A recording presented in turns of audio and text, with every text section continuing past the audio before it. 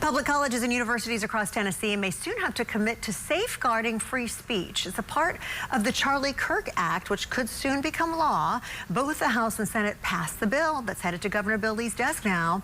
The bill calls for public higher education institutions to adopt a policy on freedom of expression. The institutions would also be prohibited from disinviting a speaker due to their viewpoints. The bill was inspired by political activist Charlie Kirk, who was assassinated during a college event last year.